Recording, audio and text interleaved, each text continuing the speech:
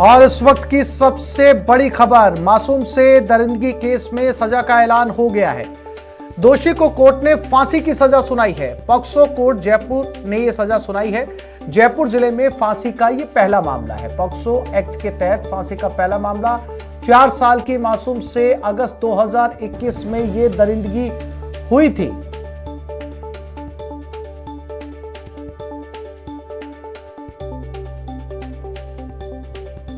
तो आज POCSO court से एक बड़ा फैसला, या फिर यूं कहा जाए कि इस वक्त की सबसे बड़ी खबर, आरोपी को दोषी पाया गया और कोर्ट ने यह फैसला सुना दिया। 10 तारीख को, यानी कि आज 10 फरवरी को यह फैसला सुनाया गया। फैसला हालांकि एक दिन पहले सुरक्षित रख लिया गया था। पॉक्सो कोर्ट ने कहा था कि फैसला 10 फरवरी को सुनाया जाएगा और आज पॉक्सो कोर्ट ने यह फैसला सुना दिया है।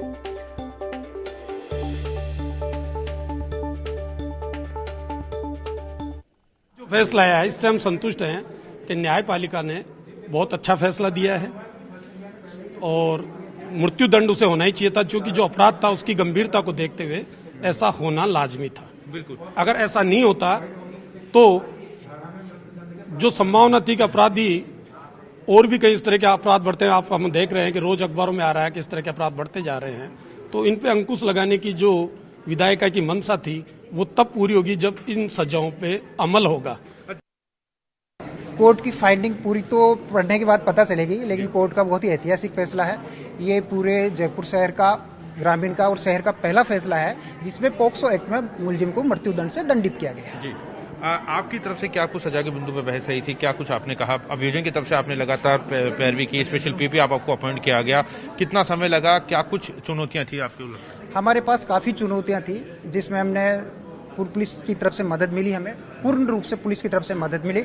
मैं तत्कालीन पुलिस अधीक्षक शंकरदत्त शर्मा साहब एवं उनकी संपूर्ण अनुसंधान टीम को इसके लिए बधाई का पात्र देता हूं कि उन्होंने हमारे जो भी हर टाइम पेशी पे गवाह पेश करते रहे, सारे गवाहों को लेके आते थे और हर तरह से मदद करते रहे। और उसके बाद हमने प्रतिदिन न्यायालय में सुनवाई का निवेदन किया जो न्यायालय द्वारा मान्य किया गया। और इसी खबर पर सीधा रुख करते हैं, सचिन कुमार जयपुर से हमारे साथ जुड़ गए हैं। सचिन, 8 फरवरी को पॉक्सो कोर्ट ने जब फैसला सुरक्षित रखा था तो न्यूज 18 ने आपने बताया था कि बड़ी सजा सुनाई जा सकती है, फांसी की सजा सुनाई जा सकती है। लगातार आपने संभावित सजा के बारे में बताया था। आज न्यूज 18 की इस खबर पर भी मोहर लगी, जो जानकारी आपने दी थी 8 फरवरी को। सचिन,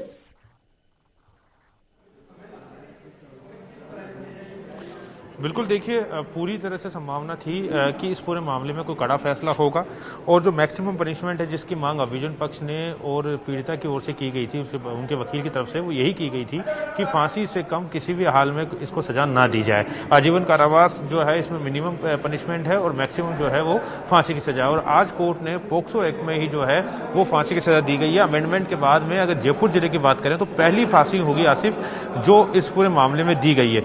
अभियोजन की तरफ से, पुलिस की तरफ से बात करें तो एक बड़ा मामला था, सबने मिलकर काम किया और आज ये मुकाम, ये दिन आया है जब पीड़िता की जो मदर है जो रोज कोर्ट में आती थी, आज उसको शायद थोड़ी राहत मिली होगी कि आज उसकी बच्ची को इंसाफ मिला है। अभियोजन की ओर से पैरवी करने वाले जो स्पेशल पीपी महावीर कृष्णावत, हमने उनसे उस दिन भी बात की तो आज फिर उनसे बात कर लेते हैं कि जो उन्होंने मांगा कोर्ट ने आज उनको दिया। आपने कोर्ट से मांग की थी कि फांसी की सजा दी जाए, आज किन किन धाराओं में फांसी की सजा दी गई और किन धाराओं में आजीवन कारावास? आईपीसी की धारा 302 में फांसी से मुलजिम को दंडित किया गया है और 5/6 इसमें भी मुलजिम को फांसी से दंडित किया गया और फांसी के फंदे पर तब तक लटका के रखा जाए मुलजिम को जब तक उसकी सांस चालू रहे, तब तक लटका के रखा जाए ताकि मृत्यु से दंडित किया जाए। किस तरह से आप इस पूरे फैसले को देखते हैं? क्या नजीर बनेगा आने वाले समय में? क्योंकि फांसियां तो बहुत ही पहले हुई है, लेकिन इस तरह की घटना की 4 साल की मासूम बच्ची जो अपना बचाव भी नहीं कर सकती थी, अपने बचाव में जो है वो उसका विरोध भी नहीं कर पाई आरोपी का, उसको आज इंसाफ मिला है, मानते हैं? बिल्कुल, उसके परिवार को इंसाफ मिला है और सरकार ने, पुलिस ने इंसाफ दिलाने में बहुत बड़ी भूमिका निभाई है। तत्कालीन पुलिस अधीक्षक श्रीमान शंकरदत्त शर्मा साहब, अतिरिक्त पुलिस अधीक्षक महोदय धर्मेंद्र यादव जी, उनकी संपूर्ण अनुसंधान टीम जो कि मुलजिम अज्ञात था। पुलिस को बड़ी ही मुसीबतों से, कानून व्यवस्था का है मामला है, मुलजिम गिरफ्तार नहीं हुआ, पुलिस को बड़ी मुश्किलों से गुजरना पड़ा था। तत्कालीन पुलिस अधीक्षक महोदय ने करीबन 500-600 पुलिस कर्मचारी अधिकारी वहां लगाए थे। 4 दिन तक डेरा डाल के वहां रखा। 2 दिन बाद मुलजिम घटना के 2 दिन बाद अरेस्ट हुआ, फिर जाके कानून की स्थिति बनी। तो इसलिए पुलिस की बहुत अच्छी भूमिका रही है।